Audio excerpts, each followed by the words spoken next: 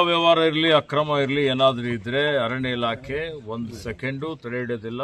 ಅದಕ್ಕೆಲ್ಲ ಶೂನ್ಯ ಸಹಿಷ್ಣುತೆ, ಝೀರೋ ಟಾಲರೆನ್ಸ್ ಅಂಥದ್ದು ನಮ್ಮ ಗಮನಕ್ಕೆ ಬಂದಾಗ ಹಿಂದೆನೂ ಕ್ರಮ ತಗೊಂಡಿದ್ದೇವೆ, ಈಗಲೂ ತಗೊಳ್ತೇವೆ.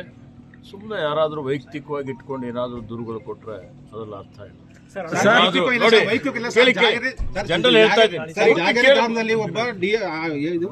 ಫಾರೆಸ್ಟ್ ಒಬ್ರು ಅಕ್ರಮವಾಗಿ ಶಾಮೀಲಾಗಿ ಅವರು ಕಲ್ಲು ಮತ್ತೆ ಎಲ್ಲೆಲ್ಲ ಹೊಡಿತು ಶಾಮೀಲಾಗಿದ್ದಾರೆ ಸರ್. ಆ ತರ ನೋಡಿ, ಆ ತರ ಆಗಿದ್ರೆ ತನಿಖೆಗೆ ಆದೇಶ ಕೊಡ್ತೀನಿ ಸರ್. ಈಗ ನೇರವಾಗಿ ಚೆಕ್ ಪೋಸ್ಟ್ ಈಗ ನಿಯೋಜನೆ ಮಾಡುವಂತ ಒಬ್ರನ್ನ ಆದ್ರೆ ದುಡ್ಡು ಇಸ್ಕೊಂಡು 30,000 ರೊಟೇಷನ್ ಆಗ್ತಾ ಇದಾರೆ ಅಂತ ಆರೋಪ ವಿತ್ ಎವಿಡೆನ್ಸ್ ಕೂಡ ಇದೆ ಸರ್. Check post Bandipur. ನಿಮ್ಮ ಹತ್ರ ಏನಾದ್ರೂ ಎವಿಡೆನ್ಸ್ ಇದ್ರೆ ಇವತ್ತೇ ಕೊಡಿ, ತತ್ಕ್ಷಣವೇ ನಾನು ಅದಕ್ಕೆ ತನಿಖೆಗೆ ಆದೇಶ ಮಾಡ್ತೀನಿ. ತನಿಖಾ ವರದಿ ಆಧಾರದ ಮೇಲೆ ನಿಯಮಾನುಸಾರ ಕ್ರಮನ ತಗೊಳ್ತೇನೆ. ಸಫಾರಿ ಕುರಿತು ತಜ್ಞರು ಏನಾದ್ರು ವರದಿ ಕೊಟ್ಟಿದ್ದಾರಾ? ಸಫಾರಿ ಆರಂಭ ಆಗುತ್ತಾ? ತಜ್ಞರು ವರದಿ ಕೊಟ್ಟಿದ್ದಾರಾ? ನೋಡಿ, ರೈತರಿದ್ದಾರೆ, ಈ ಭಾಗದ ಸಾರ್ವಜನಿಕರಿದ್ದಾರೆ, ಜನಪ್ರತಿನಿಧಿಗಳಿದ್ದಾರೆ. ಅವರೆಲ್ಲರ ಜೊತೆ ಚರ್ಚೆ ಮಾಡಿ ಇದನ್ನು ಅವಲೋಕಿಸಿ ನಾವು ತೀರ್ಮಾನ ಮಾಡ್ತೇವೆ.